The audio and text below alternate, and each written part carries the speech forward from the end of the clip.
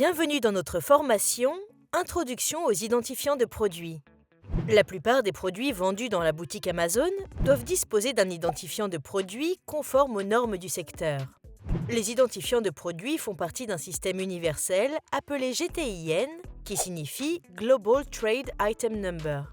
Ce système est géré par une organisation internationale appelée Global Standards One ou GS1 en abrégé.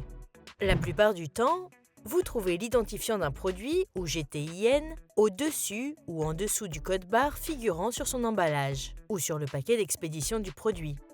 Il s'agit généralement de l'un des 5 types suivants: un GTIN à 14 chiffres, un code UPC ou code de produit universel à 12 chiffres, un EAN ou numéro d'article européen à 13 chiffres, un JAN ou numéro d'article japonais à 13 chiffres, ou un ISBN ou numéro standard international du livre de 10 à 13 chiffres.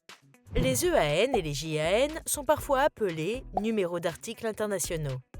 Dans certains cas, un MINSAN ou code ministériel à 9 chiffres du ministère italien de la Santé serait utilisé comme identifiant de produit au lieu d'un GTIN ou GS1.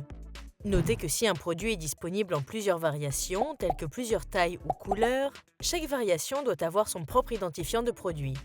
Par exemple, l'identifiant du produit sera différent de celui de la même chemise bleue et de taille moyenne.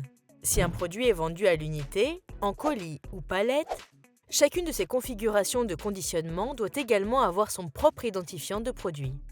Par exemple, une seule paire de gants disposera de son propre identifiant de produit, mais un carton contenant 3 paires des mêmes gants disposera d'un identifiant de produit différent et une palette contenant 100 gants aura un troisième identifiant de produit. Si différents produits sont vendus ensemble sous forme de lot, chaque produit individuel ainsi que le lot doivent avoir leur propre identifiant de produit. Par exemple, un lot comprenant un pot de fleurs, un sachet de graines et un arrosoir aura son propre identifiant de produit. Et le pot de fleurs, le sachet de graines et l'arrosoir auront chacun des GTIN séparés.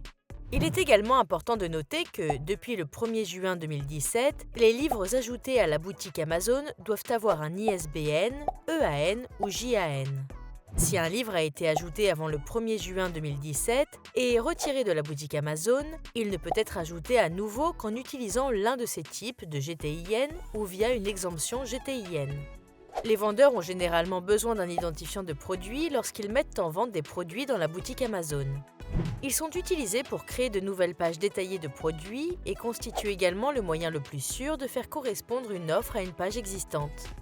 Lorsque vous saisissez un identifiant de produit dans le cadre du processus de mise en vente, assurez-vous qu'il s'agisse d'un identifiant de produit valide obtenu auprès de GS1 ou d'un code MINSAN obtenu auprès du ministère italien de la Santé. Les identifiants de produits achetés sur un autre site internet tiers sont considérés comme non valides.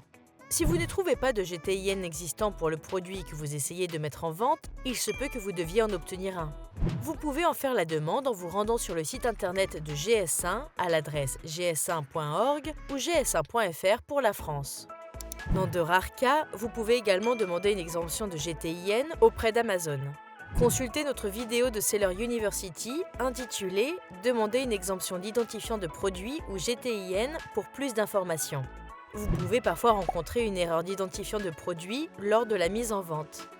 Si le message d'erreur indique que le GTIN que vous avez saisi ne correspond pas au produit que vous essayez de mettre en vente, commencez par confirmer l'exactitude de l'identifiant de produit que vous avez saisi. Assurez-vous qu'il s'agit exactement du même numéro qui apparaît sur le code barre du produit. Vérifiez ensuite la base de données GS1 pour vérifier que les autres informations du produit sont correctement enregistrées. Par exemple, vous devez vérifier que le nom de la marque figurant dans les dossiers de GS1 est exact.